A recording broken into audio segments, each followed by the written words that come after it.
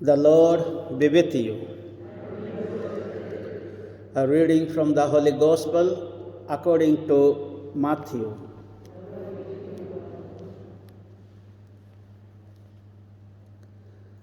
At that time, Jesus said to his disciples, "When you pray, do not heap up empty phrases as the Gentiles do, for they think that they will be heard for their many words. Do not be like them, for your Father knows what you need before you ask Him. Pray then like this: Our Father in heaven, hallowed be your name. Your kingdom come, your will be done, on earth as it is in heaven. Give us this day our daily bread, and forgive us our debts, as we also have forgiven our debtors, and lead us not into temptation, but deliver us from evil. For if you forgive others their trespasses, your heavenly Father will also forgive you. But if you do not forgive others their trespasses, neither will your heavenly Father your trespasses." The Gospel of the Lord.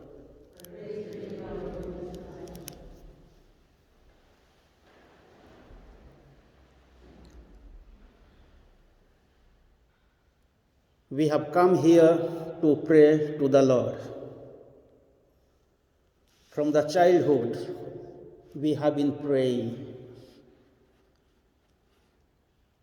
Do you have any kind of methodology in your prayer? And what kind of methodology or method do we follow in our prayer? Sometimes we are praying very well, but sometimes we do not know how to pray.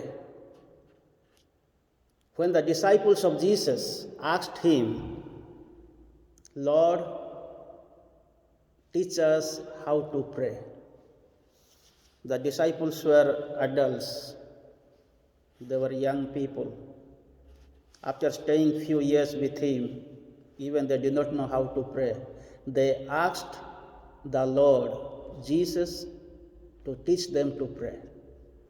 So we need also some time to ask the Lord teach us to pray.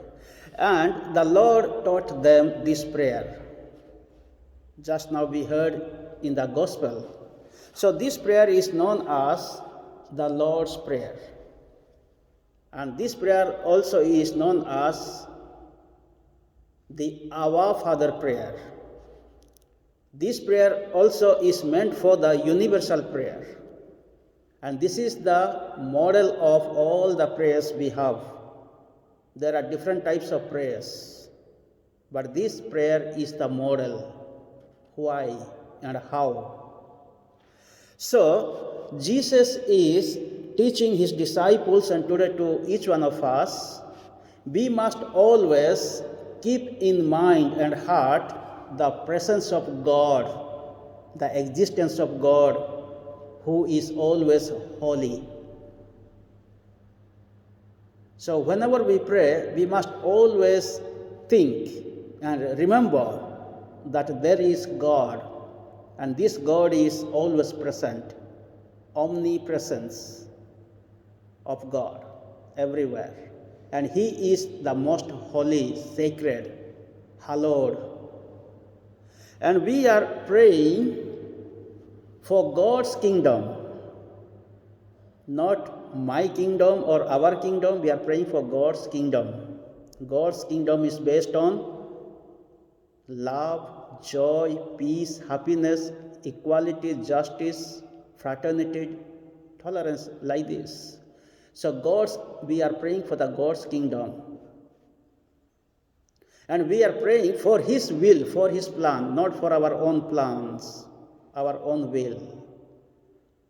So this is the first part of the Lord's Prayer. And this prayer is meant for the community. It is a communitarian prayer. Although we pray individually, but this is the communitarian prayer. That means we belong to God, we are His children.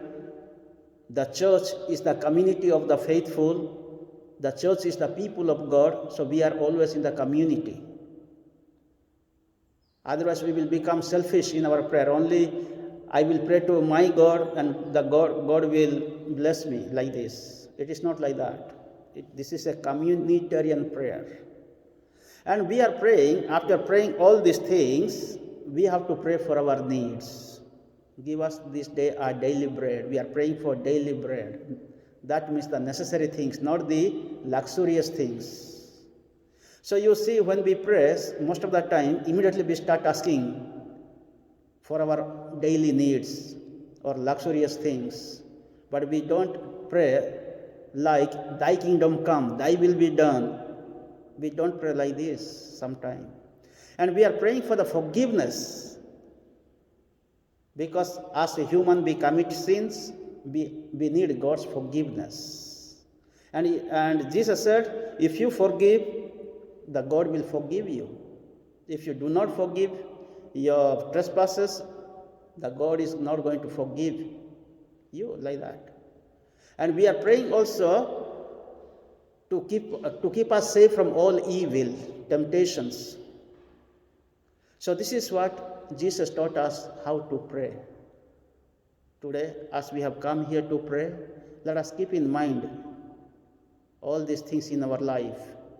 And our prayer will never come back empty. As we heard from the book of Isaiah in the first reading, the Lord said, my word will not return empty. When the word of God is preached to the people, it will not return empty. So when we pray with faith, with perseverance to God, with humility, our prayers will not return with empty. Surely God will fulfill His purpose. In this Mass, may the good Lord bless us and give us courage to pray constantly, to forgive our enemies, and to experience His loving presence always in our life.